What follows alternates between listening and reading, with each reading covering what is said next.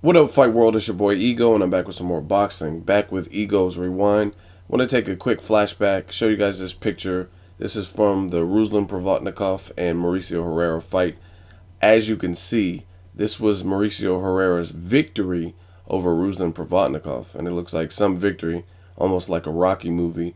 Both guys look beat up, and Mauricio Herrera, the winner, actually looks worse than the loser of the fight, in my opinion. Now, I want to spend some time talking about Ruslan Provodnikov. Also talk about Mauricio Herrera. And I like both guys. Mauricio Herrera, I knew he was a crafty veteran, but he earned even more of my respect from the performance that he gave against Danny Garcia. He went into Danny Garcia's backyard. This was supposed to be Danny Garcia's homecoming party, and he really played the spoiler. And even in defeat, even in his loss, I think he gained more fans by losing than perhaps a traditional win would do for you. Kind of like George Groves versus Carl Froch. And a lot of people are willing to tune in to Mauricio Herrera's next fight, or they're screaming and calling for a rematch with Danny Garcia. So props for him. As far as Ruslan Provodnikov, I've always told you guys I like him. He has dynamite in his hands. What can I say? And he's the type of fighter where, to the eye test, he looks beatable. He's like, oh, he's flat-footed. He only has one style. But that power is something vicious, and it's the equalizer. He's dangerous for all 12 rounds. Freddie Roach was in his ear like, I'm going to stop this fight. You got to show me something. And in the 12th round, he made Timothy Bradley kneel down. And Timothy Bradley looked exhausted after the fight. He was concussed. He said it took months for him to recuperate and get his speech all the way 100% back. So, just a tremendous warrior. At the end of every fight I've seen Ruslan Provodnikov, he definitely looks beat up. His face looks tattered. A lot of leather hits his face. And he's just really tough. It's unfortunate that Top Rank in the division in which he fights in is a little bit light.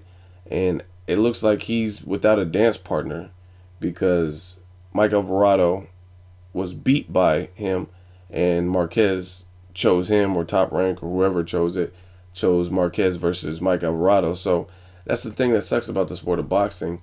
You can win a fight, you can have a belt, and the loser, a guy you beat, could get a fight with the named veteran like Marquez. You know what I mean? And it happens all the time. I can think of countless examples. Pacquiao versus Brandon Rios. You know what I mean? The winner of that fight should have got Pacquiao ideally, like if in a perfect world, and that's not what happened. Brandon Rios, the person who lost, got the Pacquiao fight, and then Mike Alvarado ended up losing to Ruslan Provodnikov, and now Provodnikov is getting shafted, and he doesn't get the Marquez opportunity, and he's calling Marquez out. So just kind of sick of the boxing politics. Like I said, I like Ruslan Provodnikov, huge Marquez fan. I think it could be for an explosive fight because you have that contrast of styles. Marquez, an awesome, intelligent counterpuncher, but he's getting older, and that veteran experience, some level of movement, but just an overall technician in there in the ring, versus someone who's just relentless, applies pressure. I mean, that'd be a good fight. I really see Alvarado losing to Marquez, so I feel my prediction is pretty secure. I don't really see Alvarado doing what it takes to win. He could put up a good fit, but I just don't see him winning. As far as Ruslan, hopefully they make the Brandon Rios fight. That's really the only other option that I see, unless he moves back up like he did with the Timothy Bradley fight and fight someone on Top Rank like Jesse Vargas. I really don't know what else he can make without crossing over to the other side of the pond, to the Golden Boy side. And we all know that's not that likely. So let me know what you want to see next from Ruslan Provodnikov. Obviously, a Danny Garcia-Ruslan fight would be awesome. Timothy Bradley's fighting Pacquiao. Alvarado's fighting Marquez. So really, the only option I see for Ruslan at the moment, unless he wants to be stagnant and wait around for one of these other fighters to free up or to lose or win their fights, then he's going to have to take a fight with somebody. So I'm kind of all out of options. Let me know if you guys think of anything other than the people I've mentioned. What do you think of Mauricio Herrera? What do you think of Ruslan Provodnikov? Just wanted to have this quick flashback.